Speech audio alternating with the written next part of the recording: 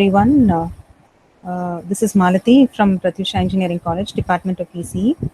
I would like to share a few concepts of speech emotion recognition using support vector machines, which is a part of machine learning techniques. And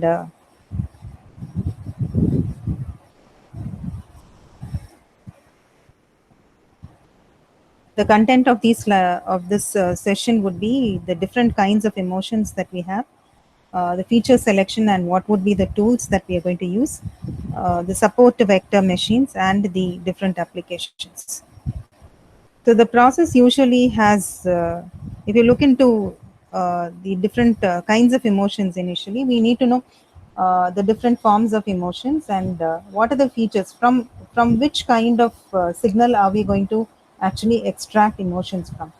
So, in this concept, I'm going to discuss about the emotions that are going to be extracted from the speech that is being produced by people. Actually, facial emotions are easier to identify compared to that of speech emotions because it has got different factors, which we are going to see in the next few concepts. So, uh, we are going to use support vector machines, which is going to be a part of machine learning technique, and it's going to be unsupervised learning with less amount of data that is being provided. So that is the main advantage of support vector machines, if you see. So we'll have two phases. One is the training phase and the testing phase, where we need to have a lot of data sets. So usually, if you see facial expressions, facial emotions could be actually obtained by having or training and testing a lot of data sets which are readily available. But in the case of speech emotions, it's very difficult. So usually many researchers take the actor's speech into consideration and they try to extract the features and they try to classify them into different emotions for training as well as testing. So in that case, there are only three steps in the whole process. Whether we are going for training, the first phase would be training phase, where all these three steps would be undertaken. The first one is feature extraction. The second one is SVM classifier, and the third one is the emotion classification. So actually, what happens is initially we actually extract the features of the speech signal, and then we give it to the SVM classifier. We train the SVM classifier so that it classifies it into one of the two categories, and finally it classifies the emotions. So one of the different categories, it would be able to identify one of the different emotions that are being classified. So as we already know that there are different emotions. There are only a few emotions which are very prominent and predominant among many people, such as becoming happy, showing their anger, showing their disgust, showing their sadness, and being anxious. So these kind of emotions are very obvious when we speak. But some emotions are hidden which cannot be expressed. But those emotions could be seen through facial expressions. But when you go for speech emotions, these few emotions are very visible, and they will be able to identify the emotions from the speech that is being uttered.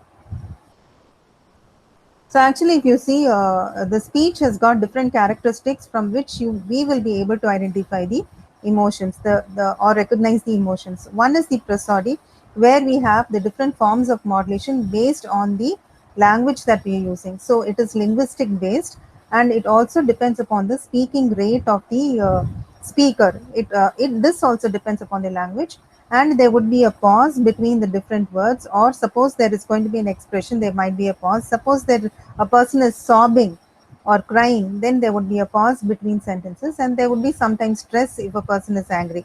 So based on all these characteristics, we would be able to classify the emotions accordingly. So what are the actual features that we require for MF for the characteristic identification? So some of the very commonly used features are MFCC, which stands for Mel frequency, Capstral coefficients, the pitch, and the energy. Since all these parameters vary with reference to the different characteristics of the speech that is uttered under different emotional states.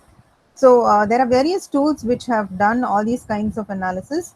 The most frequently used software is MATLAB, and the statistical analysis, if you see, speech is a random process, and therefore most of the analysis would be done through statistical tools, and most of the researchers would have used this tool called SPSS, where statistical analysis can be done.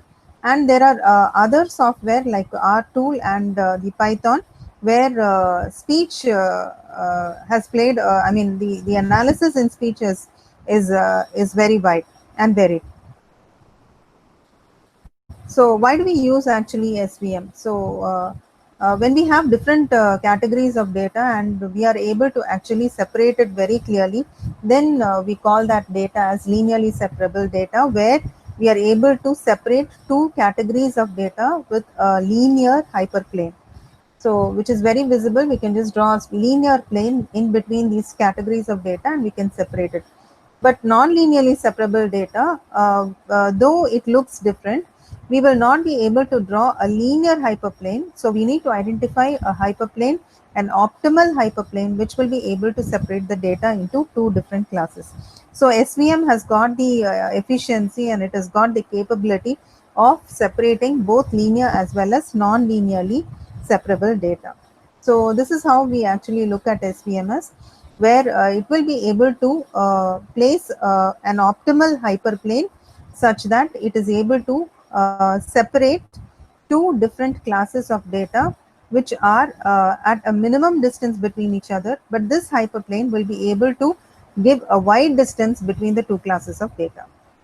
And another advantage of SVM is that we can perform the analysis, or we can perform the classification using SVM with a little amount of, or little quantity of training data. So this is the confusion matrix at the end, which would be used for analysis of the performance of SVM, where the different emotions would be listed out, and it will be able to identify, the different emotions accordingly. So if the actual emotion that has been shown was anger, the output of the SVM, this is one of the research that is done by one of the researchers and has been published in a journal. So this is the analysis that the researcher has done, and it gives a beautiful analysis saying that SVM is highly efficient in identifying or recognizing the different emotions. If you see anger, it forms a diagonal where you have the maximum percentage of recognition of various emotions.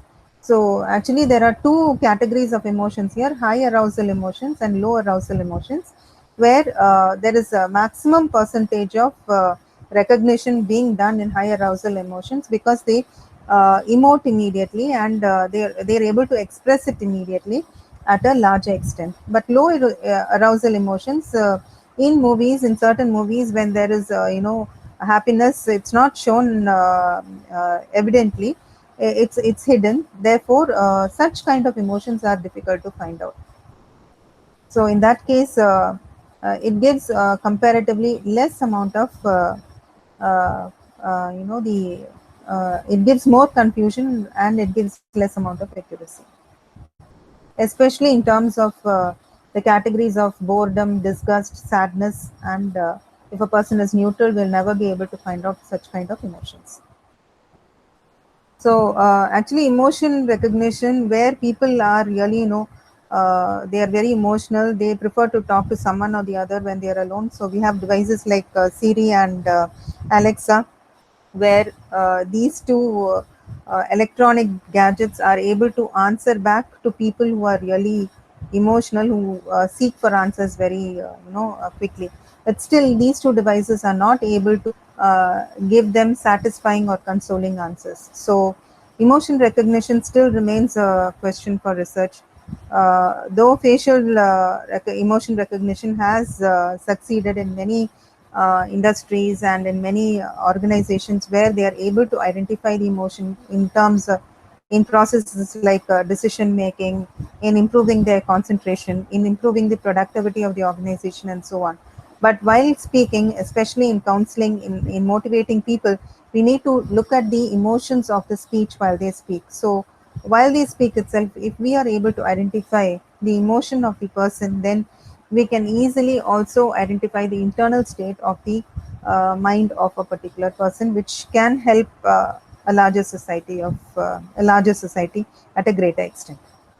I think this would have motivated most of you to go into to research into or do a deep dive into emotion recognition technologies, and also make it automated and improve the other concepts that are already available in Siri and Alexa, so that people get more connected and people do not go into depression, which is one of the most saddest part or the most darkest part of many of the lives of people. Thank you.